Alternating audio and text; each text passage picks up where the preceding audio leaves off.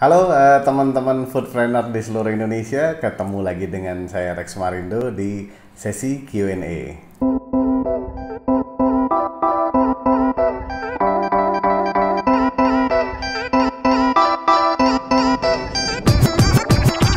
Halo, kali ini ada pertanyaan soal, nah ini menarik nih ya. Jadi bisa nggak sih kita kalau punya cabang berbeda, harga berbeda? Misalnya cabang kita di Bandung, kemudian kita punya cabang lagi di Cimahi, bisa nggak nih, boleh nggak nih berbeda sebenarnya harganya? Atau lebih ekstrim, misalnya cabangnya di Bandung, satu lagi di Jogja, berbeda harganya, gimana? Sebenarnya kalau menurut saya bukan soal bisa nggak bisa, kalau soal harga berbeda ya. Jadi tapi harus beberapa hal yang dijadikan patokan sehingga akhirnya mungkin kita memutuskan, oke, ini harus berbeda nih harganya. Ini sama nih, ini lebih murah, ini lebih mahal. Jadi faktor-faktor ini yang teman-teman harus perhatikan ketika memutuskan strategi apakah harga mau sama, mau lebih murah, atau mau lebih mahal. Jadi jawabannya bukan bisa nggak bisa kalau buat saya, tapi beberapa faktor yang harus menjadi pertimbangan tentunya ya. Yang pertama tentu aja, pertimbangan pertama adalah soal kompetisi di daerah tersebut. Contoh, misalnya ketika saya buka abnormal misalnya di Yogyakarta, harga abnormal di Yogyakarta itu hampir 25% lebih murah dari harga Bandung ya. Kenapa? Karena kompetisi ya. Nggak ada, jarang sekali ya tempat yang menjual kopi harganya misalnya sampai 25.000 atau 30.000. Sementara kalau di Bandung jualan 25.000 santai-santai aja, itu sih murah dibandingkan kompetitor-kompetitor lain. Tapi di Yogyakarta, wah ini cerita berbeda. Ini udah kayak different world jadinya ya, dunia yang sangat berbeda gitu kita hadapin gitu. Makanya harga kopi misalnya di Yogyakarta kita cuma 13.000 sampai 15.000. Kenapa? Karena kompetisinya ya mengharuskan kita seperti itu. Ya, dengan 25.000 nggak ada konsumen yang akan beli di Jogja dengan konsep yang kita bangun tentunya. Sehingga akhirnya kita putuskan untuk di Jogja kita jual harga lebih murah 20-25% dibandingkan di Bandung. Nah, lihat, jadi faktornya kompetisi. It's totally different ketika kita buka di Jakarta. Harganya malah kebalik, kita naikin 10-15%. Kenapa? Karena kompetitor kita juga harganya di atas kita semua. Biasa kita jualan kopi misalnya dengan premium grade ya, yang sudah kita roasting sendiri juga.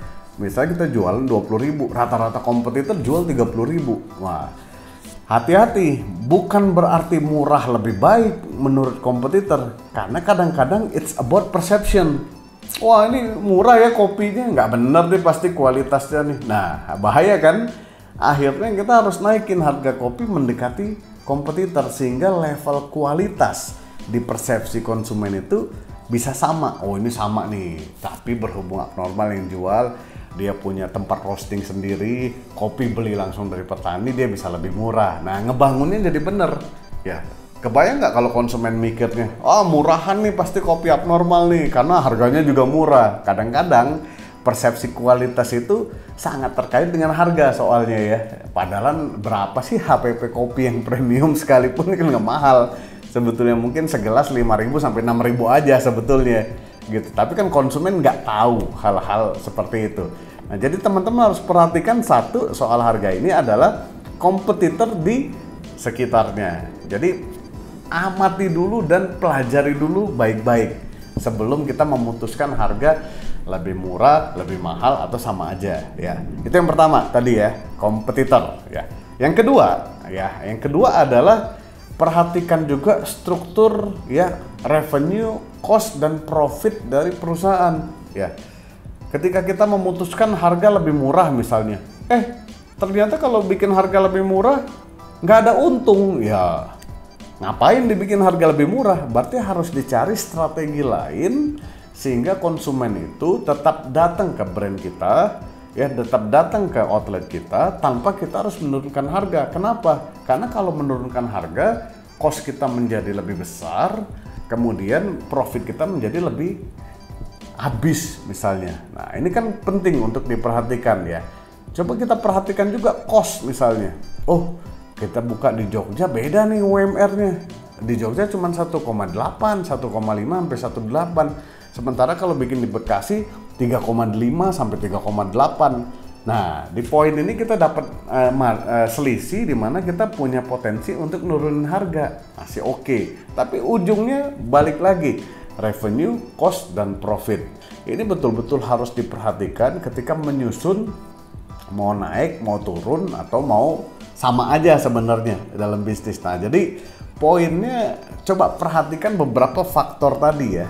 Nah, jadi bukan soal harganya mau diturun atau naik, ya itu sih depend ya. Jadi nomor satu tadi kompetitor ya.